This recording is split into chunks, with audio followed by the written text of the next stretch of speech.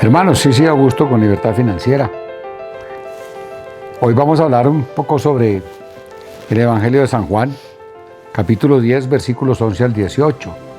Este es el famoso Evangelio del Buen Pastor, donde nos vamos a permitir como hacer una comparación o una referencia a lo que dice Jesús en el Evangelio, que nos dice así: en aquel tiempo dijo Jesús: yo soy el buen pastor.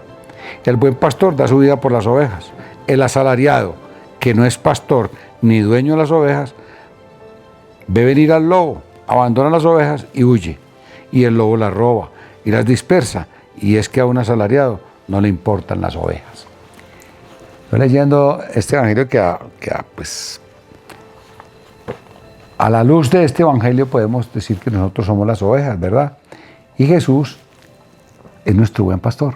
Ajá. En aquel tiempo dice en la historia que el empleo de pastor no era el más apetecido y no era tan digno. Y que ellos eran muy tramposos. Y eran muy tramposos y no eran legales. Por eso el Señor habla como del falso pastor, pues como el asalariado, el que no está haciendo por ganar.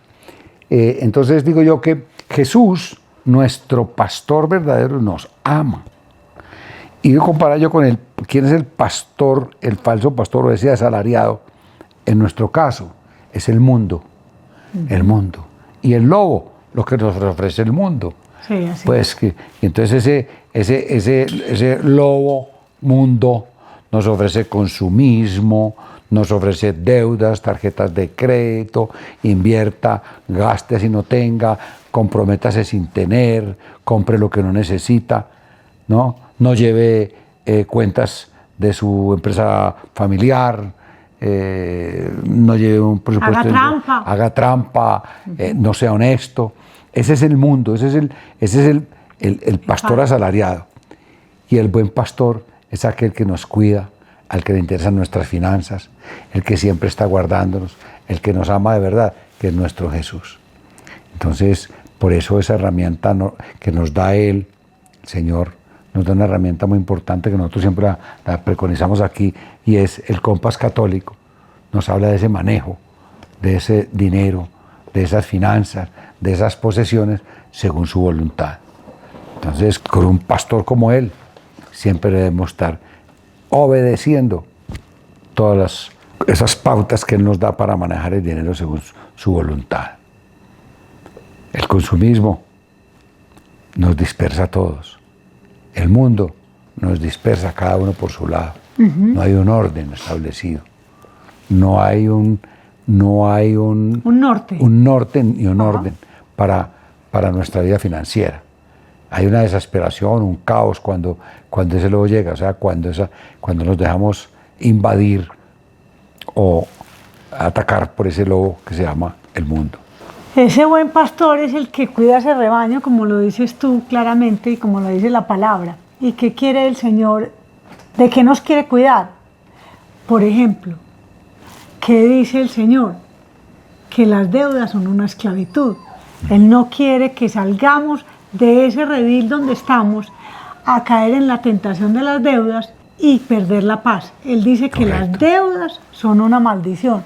Entonces, cuidémonos de caer en esas deudas, porque a veces gastamos lo que no necesitamos, como dice Augusto, con dinero que no tenemos para impresionar a quien ni siquiera nos conoce.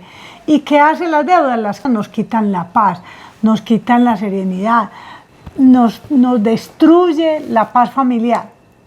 ¿Qué otra cosa nos enseña el Señor en ese rebaño en que estamos? Que tampoco seamos fiadores de nadie.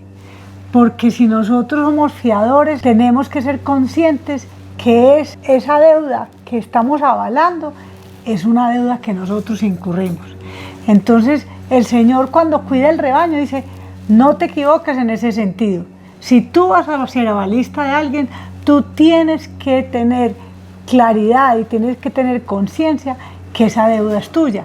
No te quejes de que tu hermano, de que tu amigo, que tu conocido que te pidió que fuera avalista no pague y te toque pagarlo a ti, porque eso nos pasa cuando nos volvemos avalistas, nos embarcamos en problemas, tenemos mala calificación en el sector financiero, perdemos la capacidad de pedir plata cuando realmente la necesitamos para algún negocio o para comprar casa. Entonces, ojo con eso, cuando el Señor quiere ser nuestro buen pastor, nos quiere dejar enseñanzas especiales. No caigamos en las deudas y no seamos avalistas cuando no podemos pagar esa deuda en la que estamos avalando, ¿cierto? Sí, Jesús nos dice más adelante también, y es importante, tengo además otras ovejas que no son de este redil, también a esas las tengo que traer. Es decir, ese manejo de las finanzas que nos dice, que nos da Dios, por ejemplo en el Compás, es para todos, no solamente para los que son de Emaús, los que son lazos de amor mariano, de la Legión de María, de la parroquia, no, es para todos, para es todos, universal, para todos sus universal. hijos y para todos los seres humanos. Es que eso es un conocimiento que Él nos quiere regalar gratis además. Es correcto. Recordemos que donde está tu tesoro, está tu corazón. Chao.